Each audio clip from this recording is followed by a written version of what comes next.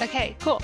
So this is an e-commerce client that sells various products in the apparel and shoe sector. So what we did was add on the socks and underwear categories, add in a selector for quantity in the increments of 1, 3, and 5. The client has an existing or had an existing mix and match bundle promotion. So basically, the more you bought, the bigger the discount. This was visible. The promotion was available and visible on the PDP in the control and the variant. So we were just adding this quantity selector. In the control, if a user selected a size and added to cart, it would default to adding one item to their cart. And in the variation, the default selector was one pair. So our hypothesis here is that by adding the quantity selector, users were going to become more aware of the discount promotion due to that incremental increase in the selectors, and would increase add to carts of the sock and underwear product categories. And we are That's measuring add to carts, and then our secondaries were revenue, purchases, and AOV. Was there any way that people saw the discount? Like how would people like see the discount that it got cheaper or whatever as they added more? Yeah, so the only way they saw it, with the only messaging was this black box down here.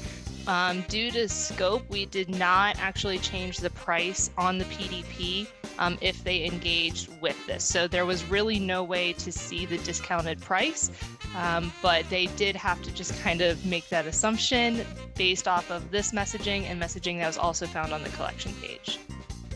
Did people, and so the metric was was it the metric add to carts, or like how many pairs in carts, basically, or something like that?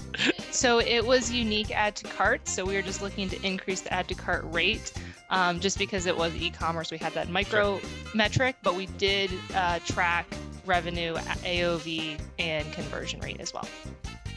And then you mentioned this was done only on like socks and underwear. Correct. So when you track those metrics for AOV and revenue, et cetera, was it only for socks and underwear? It was anyone that was included in the test. Okay, got it. So there really was no way in this one to pick multiple pairs. Not unless you hit add to cart multiple times. Okay. Ew. Okay. All right. Like based on that fact, I'm gonna pick the V1. In my head, I feel like if there was a drop down of multiple, it might be better, but that's speculative, obviously. All right, cool. Well, let's open it up to voting then.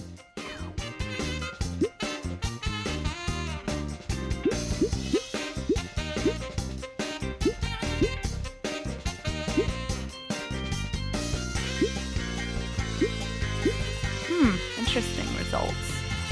Let's see the actual. So the actual result was V1 was an overwhelming winner. Add to carts were increased 14% with 100% PBP. Purchases were up 6.8%, revenue 12.82%, and AOV increased 5.6%.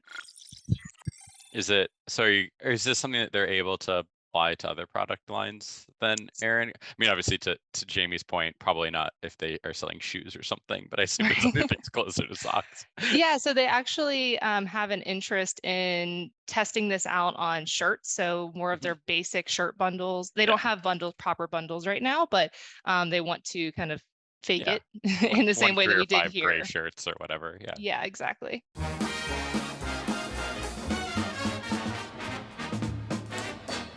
Thanks for watching, and be sure to subscribe to have more test ideas sent directly to your inbox.